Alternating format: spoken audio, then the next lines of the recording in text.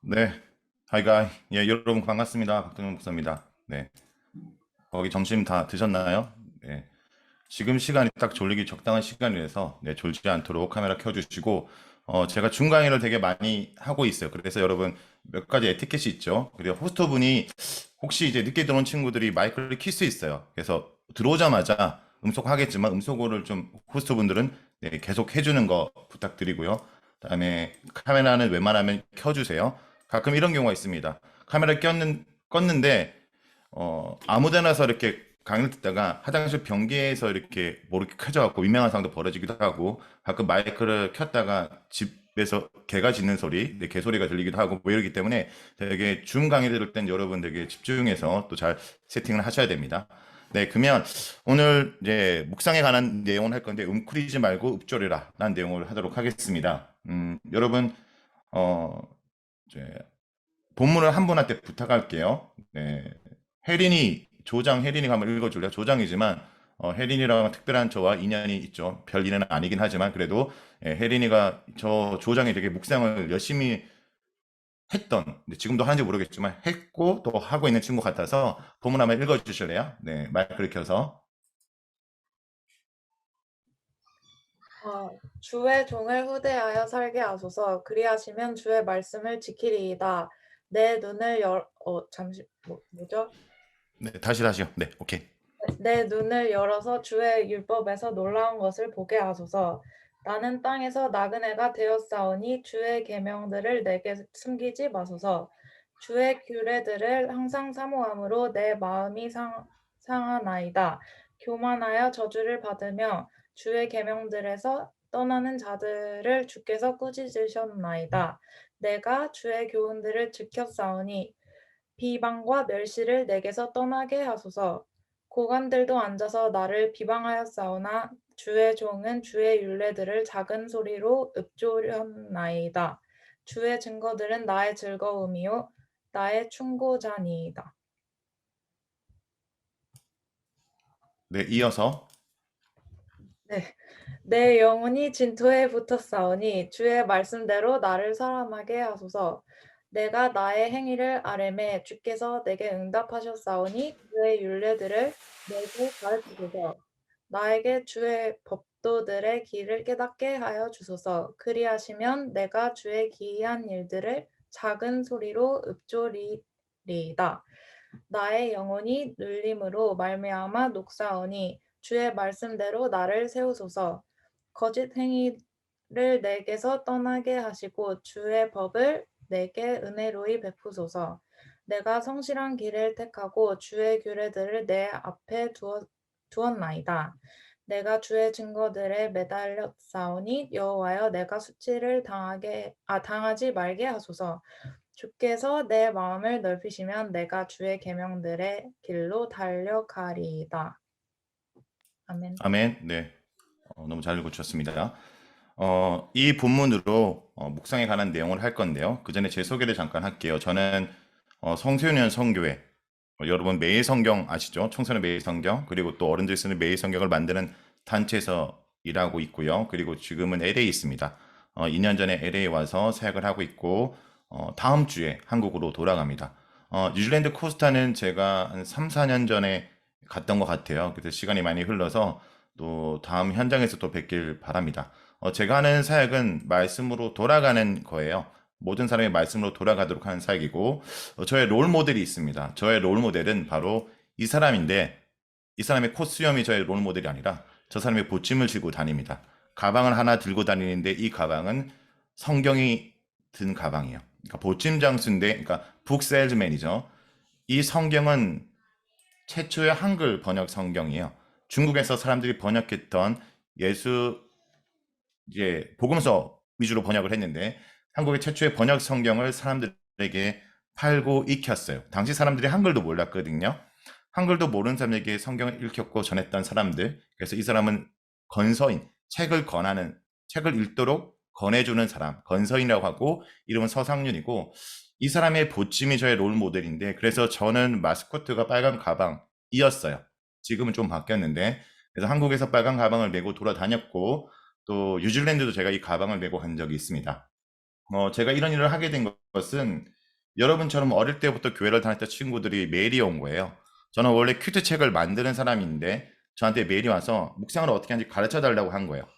이 친구들이 교회 생활을 열심히 했고 신앙생활을 열심히 했지만 교회에 성경책을 들고 다니는 건 열심히 했지만 막상 스스로 성경을 읽고 이해하고 또 말씀을 사는 것에 대한 훈련을 받지 못해서 도움을 요청한 거죠. 그래서 제가 만나서 이들에게 말씀을 전했고 또 어떻게 했는지 도왔어요. 저를 만나기 전에 이 친구들의 성경책은 깨끗했습니다. 여러분의 성경책을 한번 보실래요? 되게 깨끗하죠. 내 성경책이 혹시 깨끗한 친구 한번 들어볼래요? 네. 네, 지금 분위기가 안 드는 분위기인데, 오케이. 내 성경책이 깨끗하다. 그러면 내 인생이 지저분해지는 확률이 커요. 내 성경책이 지저분하다. 네, 그러면 내 인생이 깨끗할 확률이 큽니다. 무엇에 흔적을 남길지 결정하셔야 돼요. 성경책을 읽지 않고 깨끗하게 보관하면 내 인생은 지저분해지는 것이고, 성경책에 내 흔적을 남기고 성경을 읽는다면 내 인생이 제 흔적이 사라지는 거죠. 그래서 이 친구들의 묵상 노트가 시작됐고 말씀을 내 흔적을 남기기 시작했어요. 이런 친구들이 한국에만 있는 것은 아니고 런던에 유학하던 어떤 친구들이 저에게 묵상을 어떻게 하는지를 권해서 페이스북으로 그리고 또 카톡으로 이렇게 전해서 바뀌었던 묵상 노트. 그래서 이렇게 묵상 노트를 기록하며 말씀을 살아가는 사람들이 많고 여러분의 주변에 이런 친구들이 있나요? 내 주변에 이런 인간들이 없지만 전 세계는 많고요. 아까 우리 성경을 읽었던 조장 혜린이도 묵상 노트를 열심히 지금도 하고 있죠. 예, 하는 사람들이 많습니다. 그래서 자신이 들고 있는 성경책을 읽도록 돕는 게 저의 사역이고 제가 미국에 왔어요. 그래서 저도 빨간 가방을 메고 미국에서 많은 사람들에게 자신이 들고 있는 성경책을 덮어놓고 믿는 것이 아니라 펼쳐서 믿도록 돕기 위해 왔거든요. 자, 근데 제가 여기 왔는데 작년 2월에 왔어요. 2월에는 어떤 순간이었냐면 인천공항에서 마스크를 안 쓰면 조금 눈치 보이는 정도, 중국에서 코로나라는 게 유행한다라는 정도였어요. 제가 2월 4일 미국에 도착했고 한 달 뒤에 한국에서 코로나가 확산돼서 난리가 났다는 얘기를 들었어요. 미국은 아무 일이 없다라고 여겼는데 미국이 더 난리가 났죠. 전 세계에서 지금 미국이 확진자가 제일 많잖아요. 제가 미국에 와서 낯선 땅에 와서 말씀을 전하기 위해서 빨간 가방을 메고 돌아다니려고 했는데 이런 일이 벌어진 거예요. 코비드 때문에 락다운이 됐죠. 여러분이 태어나자마자 뉴질랜드 태어난 사람도 있지만 이민을 온 경험이 있다면 이민을 와서 엄마 아빠가 이민을 정착하기 위해서 해야 되는 모든 과정들 있죠. 제가 그것을 해야 되는 때 락다운이 돼버렸어요. 더 문제는 뭐냐면 작년 3월 정도에 어떤 일이 벌어졌냐. 락다운이 일어나고 팬데믹 상황에서 흑인 조지 플로라는 사람이 억울하게 인종차별을 당해서 시위가 일어났는데 중요한 것은 이 시위를 하는 장면이 저희 집 앞이에요. 제가 어느 날 강의를 하고 있는데 집 앞에 시위도 하고 뭐 이런 일을 경험한 거죠. 제가 교회를 갔는데 제가 미국에서 교회 갔는데 어느 날 보니까 제가 교회를 안 나가고 있는 가난한 성도가 돼버렸어요. 못 나간 거죠. 부활절이 다가오는데 부활절에 예수님만 이렇게 덩거리 남아지고 저도 교회를 가는 게 아니라 온라인으로 이렇게 있게 된 거예요. 가방을 메고 사람들을 만나러 가야 되는데 아무것도 제가 할 수 있는 게 없는 거예요. 그렇죠? 제가 낯선 땅에 왔는데 아무것도 할 수 있는 게 없을 때 제가 할 수 있는 유일한 것은 말씀을 묵상하는 거였고요. 그때 제가 묵상했던 말씀이 마가복음 말씀인데 예수님의 제자들이 풍랑을 일고 있을 때 그 배에 예수님이 타고 있었고 그 파도로 잔잔케 하는 본문을 보면서 내가 여기 낯선 땅에 와서 있지만 이곳 가운데도 예수님이 함께 있다는 걸 깨닫고 말씀으로 돌아가서 제가 할 수 있는 일이 무엇인지를 좀 고민을 해봤어요. 그리고 제가 할 수 있는 일을 찾았을 때 이제 묵상의 과정 속에 중요한 것이 뭐냐면 우리가 말씀 속에 들어가서 내가 누군지를 발견해야 돼요. 하나님을 누군지를 발견하면 내가 누군지를 발견하고 내가 무엇을 해야 될까 역할을 생각하게 되고 그 기대를 살아가는 것이거든요. 제가 그때 묵상했던 말씀 중에 어떤 말씀이 제 마음에 울림이 있었냐면 예수님이 깨어있으라라는 거예요. 여러분 깨어있다는 게 뭔지 아세요? 깨어있다는 것은 날마다 말씀으로 깨어지는 거예요. 내 생각과 내 사고가 깨어져서 새롭게 생각하는 거예요. 내가 생각했던 방식을 전환하는 거예요. 빨간 가방을 메고 돌아다니는 것만 하나님이라고 생각했는데 오히려 이곳 가운데 내가 할 수 있는 일이 있다라는 것이 깨어지면서 어떻게 바뀌었냐? 제 바뀐 캐릭터가 마이크를 쥐고 있는 유튜브로 바뀌었습니다. 개인적으로 저는 유튜브 7,500명을 보유하고 있는 유튜버입니다. 그래서 좋아요, 구독을 눌러주시기 바랍니다. 그래서 제가 이렇게 사람을 만날 수 없기 때문에 제가 처음으로 만나서 오프라인 강의를 하기로 했는데 모든 게 다 막혔어요. 청년들 언니 오빠들 만나기로 했는데 막혀서 제가 그 사람들을 만나기로 한 강당에서 준 강의를 시작했고 이게 시작돼서 저가 아마 대한민국 통틀어서 가장 준 강의를 많이 하는 사람 중에 하나일 건데 제가 세어보니까 작년에 한 450회 정도 했어요. 그러니까 거의 맨날 묵상 강의를 오히려 더 많이 하게 됐죠. 그래서 이런 준 강의가 되게 좀 저에게는 현재 익숙하고 오히려 이제 직접 만나면 되게 부끄러울 것 같아요. 그냥 그리고 이제 유튜브도 해서 지금 구독자가 지금 7,430명. 좀 이따 확인해 볼게요. 네. 그래서 좋아요, 구독을 꼭 눌러주시고, 묵상 관련된 내용을 합니다. 그래서 이걸 보여주는 이유가 저도 열심히 하는데 여기 보면 어느 날 저한테 막 댓글이 달리는데 이단들이에요. 이단들도 막 댓글을 달고 뭐 홍보를 하는 거 보면서 더 열심히 하겠다 생각해서 저의 바뀐 뉴 노멀 이겁니다. 그전에는 빨간 가방을 메고 돌았는데 이제는 아침에 일어나서 영상 촬영하고 녹음하고 하는 거. 네. 오늘 이거 홍보하기 위해서 온 건 아니고요. 이러다가 이제 여러 친구들을 만나게 되는데 여기 LA에 있는 온누리 KM 중고등부 친구들 여러분 KM, EM이라는 거 아시죠? 뉴질랜드는 이런 구분이 없는데 미국에는 영어만 하는 EM이 있어요. 그리고 또 한국만 하는 KM. 그래서 한국어로 하는 애들은 KM 중고등부, 영어만 쓰는 애들은 EM 이렇게 있거든요. 근데 KM 중고등부는 영어도 하지만 한국어를 하는 이런 애들이 있는데 얘네들은 어릴 때부터 교회를 다녔는데 고민이 있는 거예요. 누가 보면 되게 여러분처럼 되게 착하고 성실하지만 내면에 고민이 있죠. 어릴 때부터 부모님이 교회 다녀서 내가 교회는 다니지만 진짜 나의 예수님인지 나의 주님인지 고민하는 이 친구들이 말씀을 묵상하면서 자신의 신앙으로 고백하는 일들이 생겼습니다. 그래서 이런 친구들과 대화했던 장면도 있고요. 또 기억에 남는 사건이 하나 있는데 이제 여러 지역을 다니게 된 거죠. 오히려 가방을 낼 때보다. 그래서 이탈리아 베니스 교회 성도들을 초반에 만났던 기억이 있는데 이 베니스 지역은 되게 제가 어른들을 만나면서 좀 기도가 된 게 이분들 대부분 관광 여행업을 해요. 그러니까 게스트하우스를 운영하는데 손님이 오지 않으니까 힘들잖아요. 그렇죠? 그리고 이들 중에 또 많은 분들은 가이드, 여행 가이드를 하시는데 손님이 오지 않으니까 뉴질랜드도 요즘 가기 힘들죠. 국경을 거의 다 막아서. 근데 여기도 그랬어요.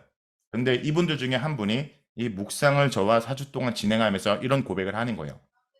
내가 여기 유학 가서 박사 논문을 써야 되는데 여행 가이드를 하고 먹고 산다 바빠서 계속 미루고 있다가 팬데믹 때문에 아무것도 할 수가 없어서 이제 논문을 마무리하겠다고 싶은데 여러분 시간이 많다고 우리가 해야 될 일을 하는 게 아니잖아요. 여러분 시간이 되게 많지만 해야 될 일을 우리가 하지 못하는 것처럼 손에 잡히지 않는 거예요. 그때 말씀을 묵상하면서 일을 진행하자 몇 년 동안 미뤄왔던 박사기를 4주 만에 마무리해서 말씀과 함께 할 때 이 시간들이 내게 새롭고 힘이 나고 가치 있는 시간이 되었다라는 것을 고백합니다. 그렇다면 여러분에게는 지금 주어진 시간을 어떻게 보내고 있을까라는 거예요. 당신에게 주어진 시간을 여러분은 어떻게 보내고 있습니까? 그냥 많은 시간이 있지만 그냥 넋놓고 있습니까? 아니면 여러 힘든 상황 속에 웅크리고 있습니까? 저는 읊조리라 라는 말을 하고 싶어요. 제가 빨간 가방을 메고 많이 돌아다닐 수 있을 때 갔던 지역 중에 이집트라는 지역을 갔거든요. 여러분 이집트 가보셨나요? 제가 뉴질랜드 이전에 갔을 때도 되게 강의를 많이 하고 돌아다녔는데 이집트 갈 때는 되게 힘들었어요. 너무 많은 일정도 있었고 또 특별히 이집트 현지인들과 만나서 강의도 있었는데 이게 이집트 사람들만 쓰는 단어들이 있어요. 그러니까 뉴질랜드 가면 뉴질랜드 친구들만 쓰는 단어들이 있잖아요. 그렇죠? 우리들만 쓰고 있는 독특한 언어. 그리고 이집트 가면 이집트 한인들만 쓰는 단어가 있는데 무슨 단어냐면 이집트에서 있다가 한국이나 다른 나라를 가기 위해서 공항 갈 때 이집트 한인들이 말하는 말이 뭐냐면 내일 출애굽하나 이런 얘기를 해요. 이집트를 벗어나는 것을 그들은 출애굽한다라고 얘기를 하거든요. 제가 거기서 강의를 너무 열심히 했는데 체력이 좀 다다른지 어느 날 강의를 하다가 콧물이 나길래 닦았는데 코피가 난 거예요. 사람들 앞에 코피 나면서 강의를 하니까 갑자기 사람들이 저기 수근거리는 거예요. 뭐라 얘기하냐? 저러다가 저 목사님 출애굽 못하고 여기서 묻히겠다. 쉬도록 해야겠다. 라고 해서 저한테 이제 그러니까 시간을 주고 이제 휴양지로 가자는 거죠. 이집트에 가면 다합이라고 스킨스쿠버를 하는 지역이 있어요. 그래서 거기 갈 줄 알았어요. 바다로 갈 줄 알았는데 자꾸 저를 사막으로 가더니 사막의 수도원에 데려갔어요. 안토니 수도원. 이게 기독교 역사 가운데 거의 사막에 생긴 최초의 수도원이에요. 이 수도원에서 목사님 보니까 이 수도원에 어울린다. 자기 마음대로 생각한 거죠. 그래서 여기서 이제 보게 하고 쉬게 하는데 이 수도원을 갔더니 이 사람들이 이 수도사들이 어떻게 생활하는지를 보여주는 거예요. 이분들이 식사하는 식당이 있는데 여기 보면 되게 높죠, 단이. 그리고 이 앞에 독서대가 있어요. 밥 먹을 때 이제 음식을 흘리지 않게 이렇게 막는 거고, 절약하기 위해서. 그리고 밥 먹을 때 성경책을 여기서 읽어주죠. 소화 안 되게 읽어주고 뭐 이런 걸 보여주고, 그리고 또 이제 이 안토니 수도사가 기도했던 기도처를 가자는 거예요. 이 기도처가 여기 있어요. 보이세요? 되게 높이 안 보이지만 이게 사막이잖아요. 그렇죠? 캘리포니아도 되게 더운데 이 사막인데 여기 한 3, 40분 올라가서 여기서 기도하다는 거죠.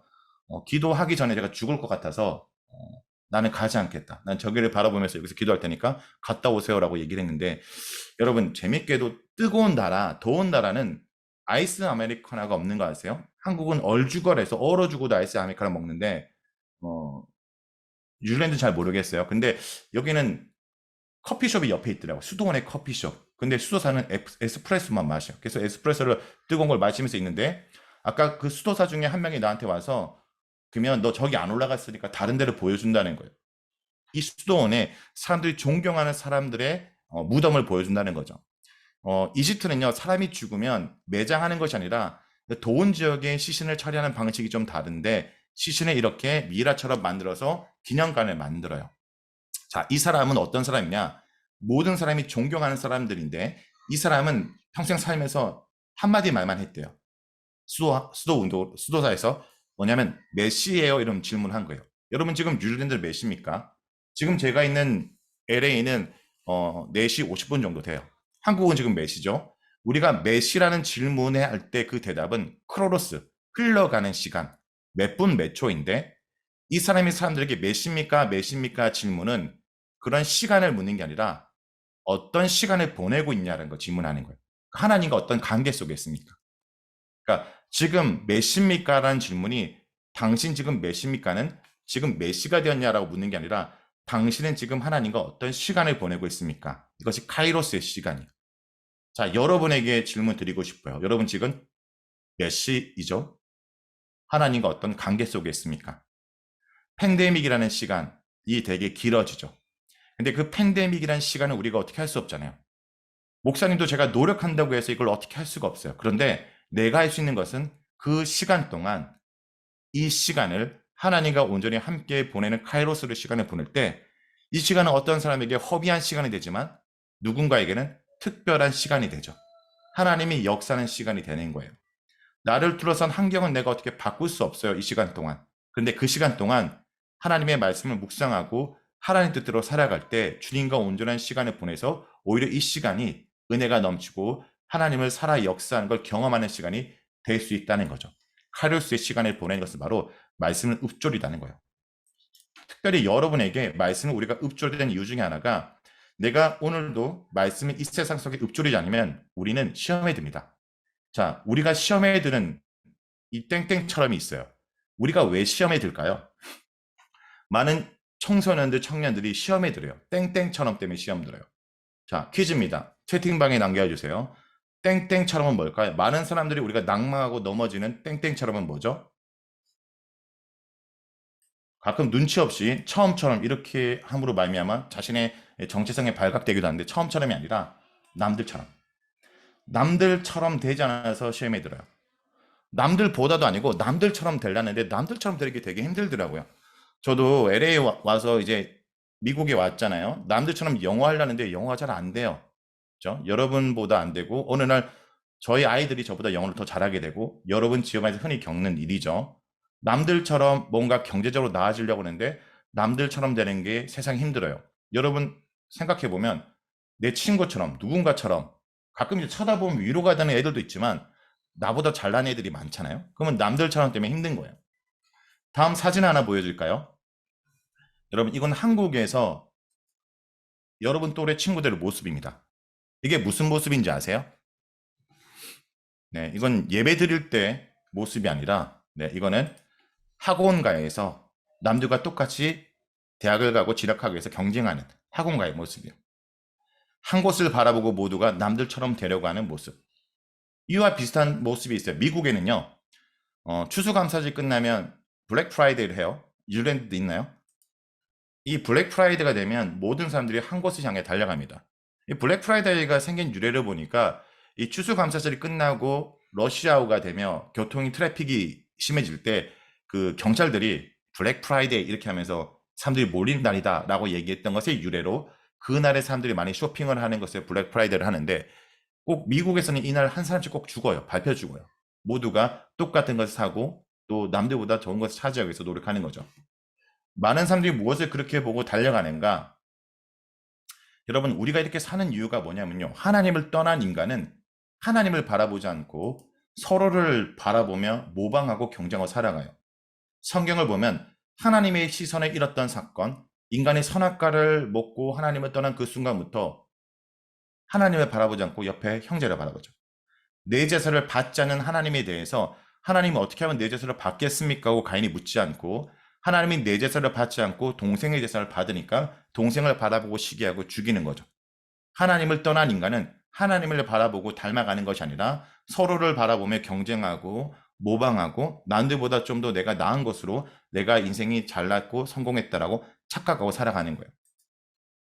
많은 사람들이 노력합니다. 노력하면 남들보다 잘 될 거라고요. 여러분, 한국의 도서를 사기 위해서 서점 보면요. 여러분, 노력해도 안 된다. 노력보다 더 심한 게 노력인데 노력해도 안 된다는 것을 보여주는 책의 제목들이 있어요. 노력의 배신, 노력의 함정, 노력의 배신, 성실함. 해도 안 된다는 거예요. 열심히 노력해서 공부했어요. 그런데 그런 남들보다 쫓아가고 남을 얻지 못하자 일어나는 사회 현상이 일본에 일어나는데 이게 인간 증발이래요. 어느 날 한 사람이 사라지는 거예요. 일본에서. 그 사람들을 찾아갔어요. 죽은 사람도 있지만 어떤 사람들은 자신의 신분을 숨기고 살아가요. 왜냐? 이 사람들에게 물어봅니다. 왜 당신이 신분을 숨기고 살아갑니까? 내가 남들처럼 공부했지만 남들 같은 대학을 가지 못했어요. 남들처럼 노력했지만 남들 같은 가정을 꾸미지 못했어요. 남들 같은 직장을 얻지 못했어요. 절망하고 수치스러워서 숨기고 살아가고 없어져 버리는 거예요. 근데 여러분, 세상 속에서 남들처럼 살려는 우리가 교회 와서도 어느 순간에 남들처럼 살아가는 거 아세요? 우리 2번 힘들어요.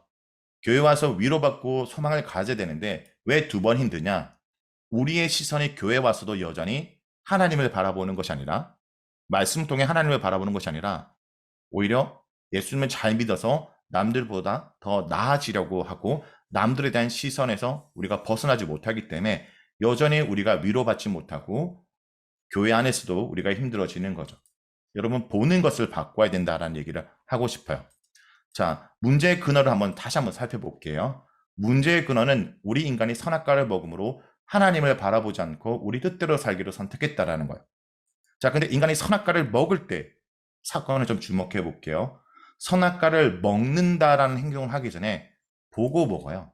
내가 저거 봤더니 너무나 먹음직하고 보암직하고 지롭게 할 만큼 탐스럽기도 한 거야. 내가 저거 봤더니 안 먹으면 안 되겠다고 생각이 든 거예요. 근데 또 보기 전에 했던 게 있어요. 듣고 봤어요.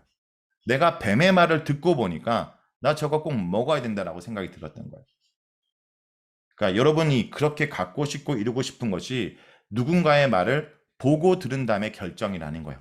진짜 내가 원하는 것이 아니라 세상이 말하는 것을 듣고 보다 보면 그것이 다인 줄 알고 남들처럼 되려고 한다라는 결정을 한다는 거죠. 근데 그 전에 말을 놓쳤어요, 사실은. 하나님이 먼저 말씀했지만 그 말씀은 놓치고 뱀의 말을 들은 거예요. 그 전에 하나님이 했던 말을 볼까요? 하나님이 마음껏 먹으란 얘기를 해요. 에덴 동산에 각종 나무가 있는데 임의대로 먹어라, 마음껏 먹으란 뜻이에요. 그러니까 에덴 동산의 선악과는 먹지 말지만 뭡니까? 모든 나무는 먹어라. 그 나무의 상태가 어때요? 보기 좋고 아름답고 먹기 좋은 나무. 그러니까 굳이 선악과 먹지 않아도 보기 좋고 아름다운 나무가 넘쳐나는데 뱀의 말을 듣고 보니까 내가 저 선악과 하나 못 먹어서 내 인생이 망한 것 같고 저 선악과를 먹어야 내 인생이 해결될 것 같고라고 착각하고 있는 거죠. 하나님 말씀을 놓치고 세상의 말을 듣게 되면 남들처럼 되지 않아서 내 인생이 망가진 것 같고 실패한 것 같고 착각하게 된다라는 거예요. 자, 성경에서 무언가를 보고 듣는 것에 대해서 보는 걸 얘기를 좀 더 해볼까요? 창세기에서는 하나님이 롯과 아브라함을 축복했는데 축복했더니 갈등이 생겨요. 가축이 많아지니까 먹는 물이 부족해서 아브라함이 롯에게 양보를 하는데 자, 롯이 어떻게 선택하냐? 보고 선택해요. 눈을 들어보니까 내게 당장 필요한 물이 있는 거예요. 자, 근데 그 물 옆에 어떤 땅이에요? 소돔과 고모라가 있지만 보지 못하는 거예요. 봤어도 무시하는 거예요. 당장 인간적 필요를 따라 물이 넉넉한 곳을 찾아 떠나고 소돔과 고모라를 봤지만 무시하고 갔던 그 롯의 선택과 다르게 아브라함은 어떤 선택을 해요? 아브라함은 자기가 안 봐요. 여호와께서 아브라함에게 이르시되 너는 눈을 들어보라. 하나님을 통해서 보고 선택한 사람과 내가 세상의 기준으로 보고 선택한 인간의 선택이 다르다는 것은 그 다음 일어나는 소돔과 고모라의 사건을 통해서 알 수 있죠. 그러므로 여러분이 오늘 어떤 행동을 할 때 세상의 기준과 세상의 말을 귀담아 듣고 보는 게 아니라 말씀을 통해서 볼 때 진짜 내가 이 세상을 바로 보고 이해하고 내가 해야 될 일이 무엇인지를 알 수 있게 되는 거예요. 이 세상에서 내가 능력이 없고 힘이 없고 남들보다 부족하다고 웅크려 있는 것이 아니라 말씀을 읊조리며 말씀을 통해 다시 봐야 돼요. 자, 잠깐 영화 얘기를 해볼까요? 여러분, 이 두 빨간 약과 파란 약은 영어 어디서 나오는 거죠? 매트리스에서 나오는 거죠. 여러분, 채팅에 질문이나 대답도 해도 돼요. 막아놓은 거 아닙니다. 네. 적어놓으면 뭐 추적하고 IP 추적하지 않습니다. 질문이 있기로 되어 있는데 질문이 없어서 잠깐 얘기해봤고요. 자, 이 빨간 약을 먹으면 진실을 아는 거예요. 파란 약은 이 진실을 모르고 그냥 그대로 사는 거예요. 자, 이 매트리스란 영화는 뭘 얘기하냐면 이 세상은 가상세계이고 이 가상세계의 진실을 알고 싶은 빨간 약을 보면 이 세상은 진짜 실제가 아니라 수많은 알고리즘으로 만들어진 세상. 그러니까 이 세상이 실제가 아니라 가상세계라는 것을 알고 빨간 양을 통해 실제 세상은 다른 데 있다는 거예요. 이 얘기를 왜 하냐? 여러분, 이 세계관은요, 이 세상이 0과 1로 이루어진 가상세계라는 것을 말해서 보도록 해요. 그래서 여러분이 살고 있는 이 오클랜드도 이 관점을 보면 이건 때로는 0과 1로 이루어진 세계처럼 느껴지지만 말씀을 통해서 보면 뭐라 얘기하냐? 이 세상은 이런 0과 1로 이루어진 세상이 아니라 말씀으로 이루어진 세상이라고 말씀이 말해요. 그것이 요한복음 말씀입니다. 말씀으로 돌아가면 이 세상은 하나님의 말씀으로 이루어졌다는 뜻이 뭔지 아세요? 하나님의 뜻으로 창조됐다는 거예요. 하나님 말씀으로 이 세상에 만들어졌다는 것은 이 세상은 하나님의 뜻에 의해서 하나님의 목적에 의해서 만들어진 거다라는 거예요. 말씀을 통해서 이 세상을 바라볼 때 내가 누군지 이 세상이 어떻게 이루어졌고 어떻게 살아야 될지를 알 수 있기 때문에 말씀으로 돌아가야 된다라는 얘기를 하는 거예요. 그런 의미에서 묵상은 하나님 말씀을 통해 나와 내 상황과 내 자신을 다시 한번 돌아보는 작업이다라는 것이 묵상이라는 거죠. 자, 묵상하다라는 단어의 어원이 아까 읽었던 본문 속에 등장해요. 시편 119편은 토라시, 말씀에 관한 시인데 그 중에 일부분을 읽었고 그 일부분 중에 묵상하다는 어원의 뜻은 읊조리다, 우리말로 하면 중얼거리다는 뜻이거든요.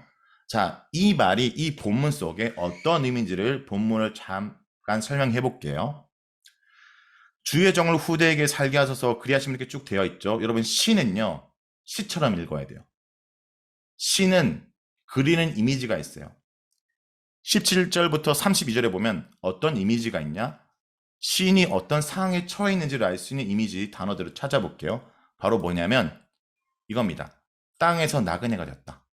지금 시인은 나그네가 된 거예요. 여러분, 나그네라는 것을 사실 저는 잘 이해를 못했는데 이제는 알겠어요. 제가 2년 동안 LA 나와 있으면서 나그네의 삶이 뭔지, 나그네를 제가 정리했어요. 눈치 보고 사는 사람이 나그네다. 그렇죠?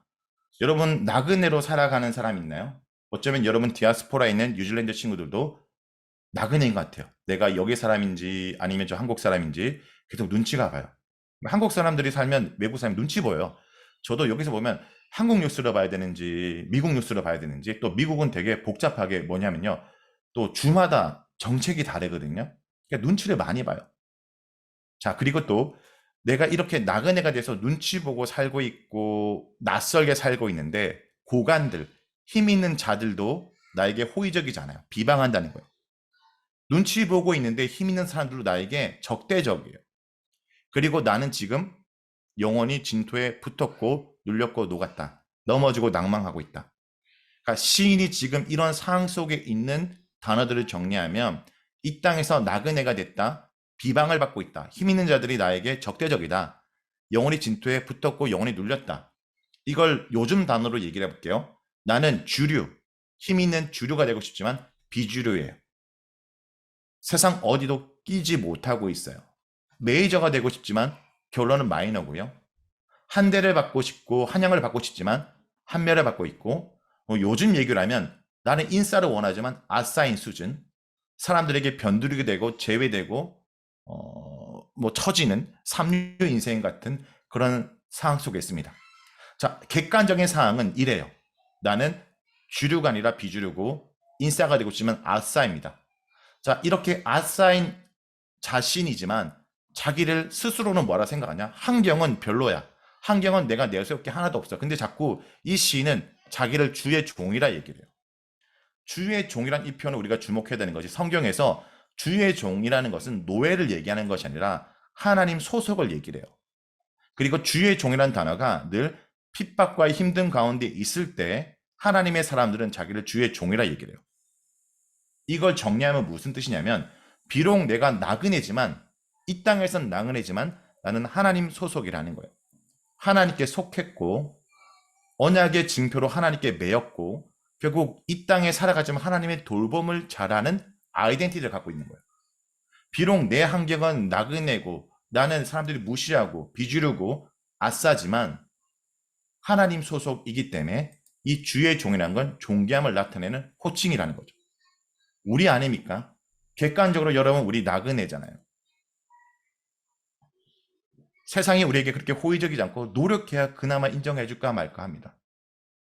자, 그렇지만 우리는 어떤 자이냐? 하나님 나에는 주의 종인 거예요. 이 땅에서 나그네지만 주의 종이란 아이덴티티를 살아가는 것이 그리스도인이고 여러분과 저입니다. 자, 이런 아이덴티티는 사실은 신약에서도 얘기를 해요. 베드로전서 읽어보면 예수 그리스도를 믿어서 흩어진 나그네, 예수님을 믿었는데 흩어졌대요. 나그네가 돼서 거류민이고 나그네고 의지할 자가 없는 존재가 되었대요. 근데 베드로전서는 그런 존재이지만 너는 주의 종처럼 살라란 얘기로 마무리해요. 이것이 우리의 아이덴티티예요.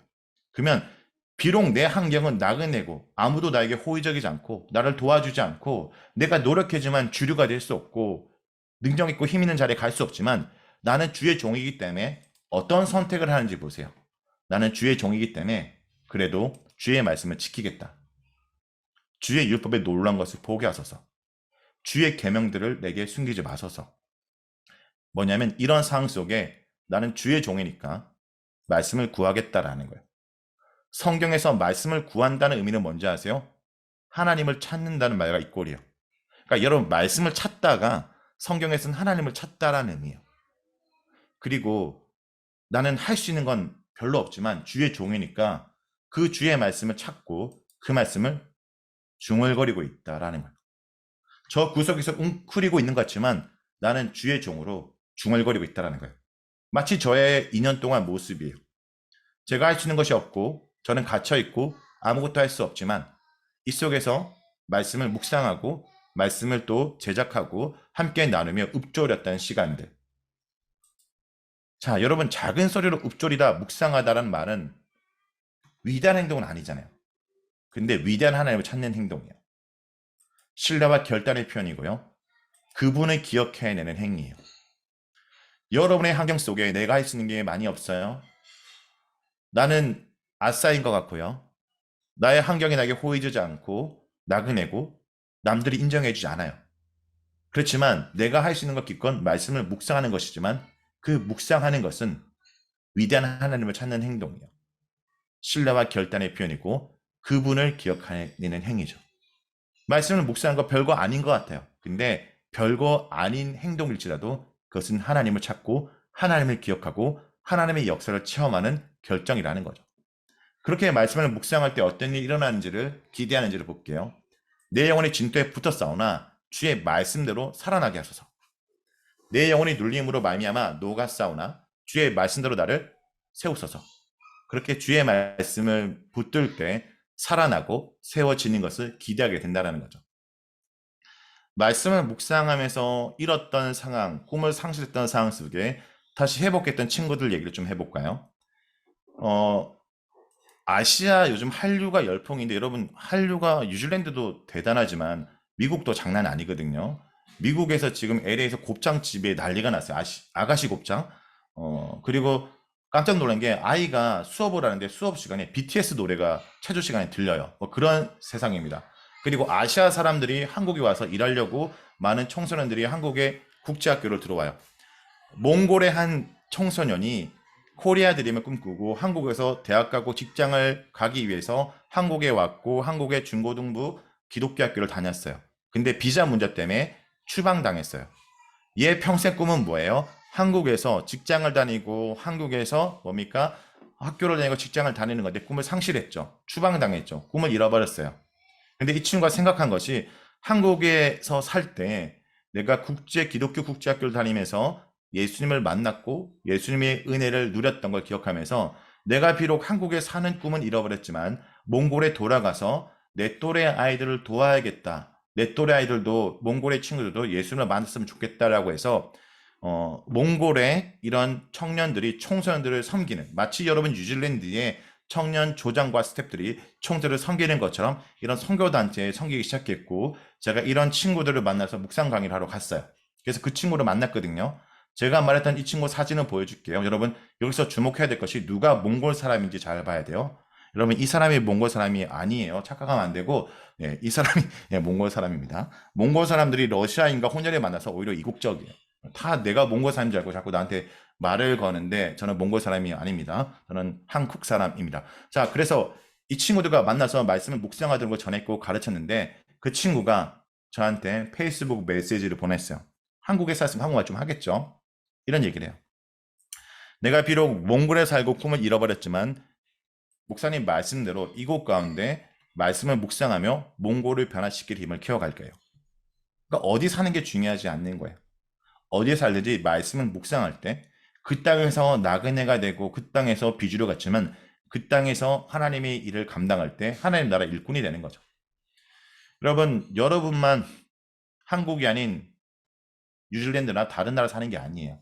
제가 특이한 나라들을 많이 가보다가 니카라과라는 데를 갔거든요. 니카라가 어디냐면 남미, 미국에서 티셔츠를 주로 만드는 공장이 있는 곳이 니카라가예요. 니카라과를 제가 가기로 했는데 그 당시 한 3년 전에 그 나라에 가기 3달 전에 쿠데타가 일어나서 못 가게 됐어요. 근데 한 달 뒤에 선교사님이 연락 왔어요. 꼭 오셔야겠다고. 지금 상황이 나아졌는데 이 나라 상황은 나아졌는데 애들의 상황이 나빠졌다고. 무슨 얘기냐라니까 이 아이들이 국제학교를 다니고 그러니까 여러분 뉴질랜드는 현지 학교 다녀도 되죠. 남미에는 현재 남미 학교 안 다녀요. 남미에 사는데 미국 국제학교, 남미에 사는데 독일 국제학교, 남미에 사는데 다른 나라 국제학교를 다녀야 돼요. 그냥 현지 학교는 공격이 무너져서 다닐 수 없기 때문에 그렇게 다녔던 애들이 이 나라에 쿠데타가 일어나고 문제가 생기니까 국제학교 외국인 선생님들 다 본국 돌아간 거예요. 내가 여기서 공부하는 게 역시 모두가 무산되고 그냥 끝나고 다시 시작해야 될 일이 벌어지니까 얘네들이 그 순간에 하나님께 기도하고 돌아오는 게 아니라 원망하는 거예요. 엄마는 왜 남미에 살아서 내 친구는 다 한국에 사는데 내 친구는 다 미국에 사는데 누구는 거기에 사는데 나는 이 남미 중에서 리카라가는 나라에 살아서 남들도 알아준 나라에 살아서 내가 왜 이렇게 됐을까? 불평불만한 거예요. 그렇죠. 이 친구가 생각했던 것은 자신이 좋은 나라에 살면 좋은 땅에 살면 내가 좀 더 인생의 가치 거라고 생각했던 것 같아요. 그런데 여러분 그거 아십니까? 내가 어느 나라에 사는 게 별로 중요하지 않아요. 이 친구들이 말씀을 통해서 이런 구조를 함께 나눴어요. 이스라엘 백성들이 애굽 땅에 살다가 가나안 땅에 살게 될 때 하나님 했던 얘기가 있거든요. 너 이집트 살았지? 근데 이집트 땅 풍속 따르지 마. 근데 옛날 살던 나라 사람들처럼 살지 마. 너 가나안 땅에 가지? 가나안 나라 사람들처럼 살지 마. 여러분을 얘기를 한다면 여러분 한국 사람이지만 한국 사람처럼 살면 안 돼요. 여러분 뉴질랜드 살지만 뉴질랜드 사람처럼 살면 안 돼요. 어디 있든지 하나님 백성으로 살아야 돼요. 제가 여기 있는 미국 친구한테 얘기를 해요. 너희들 미국 사람처럼 살면 안 돼. 한국 사람들처럼 살면 안 돼. 너희가 어디 있든지 하나님 나라 사람처럼 살아야 된다라는 거예요. 하나님이 하셨던 얘기가 이거예요. 내가 사는 땅이 나의 정체성이 아니라 내가 어디 있든지 말씀을 통해 말씀을 읊조리며 내가 누군지를 다시 한번 발견하고 살아야 된다라는 거죠. 그렇게 말씀을 발견했던 애들이 말씀을 묵상하자 자신의 인생이 다시 보이기 시작하는 거예요. 여러분 남미는 특이하게 재밌게도 한국에서는요. 그 단기 선교를 동남아로 가요. 비행기 4시간 거리를 보통 단기 선교를 가거든요. 미국 사람들은요, 단기 선교를 남미로 가요. 그러니까 미국에서는 남미가 한 4시간 거리니까. 그러니까 미국 애들이 이렇게 단기 선교로 왔는데 얘네들이 어떻게 하냐, 몇 년 뒤에 보니까 봉사를 하고 있어요. 왜냐? 얘네들은 영어만 하는 게 아니라 스페인어까지 하니까. 그리고 이런 고백을 해요. 내가 여기 사는 게 불만인 것 같았는데 오히려 여기 살면서 남들이 하지 못하는 것을 하게 됐다라는 얘기를 하면서, 그 수련회 끝나고 한 친구는 저와 함께 원주민들 강의를 할 때 스페인어로 통역을 해주기도 했어요. 말씀을 통해 나 자신을 다시 보니까 내가 얼마나 가치 있는지가 해석되는 거예요. 내 외부적인 상황은 내가 웅크릴 수밖에 없는 상황 같지만 그 상황 속에도 내가 기껏 할 수 있는 것은 말씀을 읊조리고 말씀 보는 것밖에 없는 것 같지만, 그것이 이 시간을 가치 있게 여기는, 하나님과 온전한 관계를 회복하는 카이로스의 시간이고, 그 시간을 통해 하나님이 역사하고 일한다는 거죠. 여러분이 지금 할 수 있는 최고의 선택은 말씀을 읊조리는 거예요. 이 환경 내가 쉽게 바꿀 수가 없잖아요. 여러분 노력한다고 국경 폐쇄가 없어지는 것도 아니고, 내가 노력한다고 신약이 새롭게 또 개발되는 것도 아니고, 근데 우리가 할 수 있는 것은 이런 시간 동안 말씀을 읊조리고 말씀의 흔적을 남길 때 하나님이 우리를 통해 이 시간 동안 크게 역사한다라는 거죠. 말씀을 선택하길 바랍니다. 그리고 제가 이제 요 얘기를 한번 해볼게요. 이 얘기를 하고 제 강의를 마무리하고 질문을 받게요. 질문이 전혀 올라오지 않는다는 것은 내가 말을 계속 떼어야 된다는 것이지만, 어쨌든 네, 일단 제가 준비한 데까지 하고 얘기를 해보겠습니다. 시간이 너무 이상한 컵라면 이상한 월드컵을 해야 되나? 하여튼 자, 제가 또 갔던 지역 중에 이집트의 얘기를 해볼게요. 제가 이집트를 갔던 이유가 있는데, 여기서 콥틱, 그러니까 한국 사람 말고 이집트인 기독교인이 있어요. 이집트라는 곳은요, 90%가 이슬람이고 10%의 기독교, 그러니까 이슬람 국가 중에 공식적으로 10% 기독교가 있는데 콥틱 기독교고, 그 사람들은 대부분 뭡니까? 도마를 통해서 복음을 들었던 사람들이에요. 예수님의 제자 중에 의심 많았던 도마를 통해서 복음을 들었던 사람들을 콥틱 기독교인들이라고 얘기를 해요. 자, 여기 제가 갔을 때 카이로라는 곳에 20시간 비행기를 타고 도착했고, 제가 가는 지역은 아시우트라는 지역인데 여기는 차로 6시간 가야 돼요. 이건 사막입니다. 나일강 옆에 사막을 끼고 6시간 가야 돼요. 제가 도착을 하자마자 선교사님이 연락이 왔어요. 목사님, 여기는 이슬람 국가라서 또 군사 정권이라서 목사님이 도착하자마자 여권을 보이고 신분이 노출되면 선교사님 자신도 위험하니까 제가 차 한 대를 보내겠다는 거예요. 그 차 타고 오시라는 거죠. 제가 여기 참된교회 스텝 마이크 켜졌어요. 자, 그 차 타고 오라고 얘기를 하는데, 제가 그 차를 딱 탔는데 그 현지인이 한국 차였어요. 한국 다 떨어진 청테이프로 백밀러 한 3번 감고 시동 3, 4번 걸리는 차를 타라고 하는 거야. 탔죠. 순간적으로 타입니다. 제가 IS에 납치된 줄 알았어요. 선교사님 나타나지 않고 이거 타고 6시간 동안 납치되는 줄 알았고, 환경이 낯설잖아요. 여러분 뉴질랜드 내려서 차 타면 그래도 푸른 곳이 보이죠. 근데 여기는 시커먼 게 보이다가 막 자매들이 검은 거 쓰고 돌아다니고 납치된 줄 알았어요. 근데 이집트에서 한 마을에 갔더니 그 마을에서 음식을 이렇게 제공하고, 그리고 여기에 음식을 먹고 났더니 초등학교 교실로 가자는 거예요. 그 교실에 이렇게 콥틱 기독교인 자매들이 모여 있었어요. 사연을 물어보니까 이 교실의 담임 선생님인 이 자매가 이 교실에서 자기 어릴 때부터 친구들 다 불러 모은 거예요. 물어봤죠. 제가 왜 여기 왔습니까? 라는 질문을 드렸어요. 잘 모르고 왔어요. 오라고 해서 갔거든요. 근데 이 선교사님이 이 자매와 상담을 했는데, 이 자매는 자살 시도를 여러 번 했어요. 삶의 희망이 없어서 자살 시도를 여러 번 하다가 이 선교사님이 이 자매는 영적인 문제 같아서 저희 매일 성경 중에 데일리 바이블이라고 영어 영한이 있거든요. 이걸 줬고, 이 영어 선생님이 이 자매가 영어를 할 수 있어서 이걸 읽다가 깨닫게 된 거예요. 콥틱 기독교인들의 특징이 성경을 되게 사랑해서 되게 안 읽어요.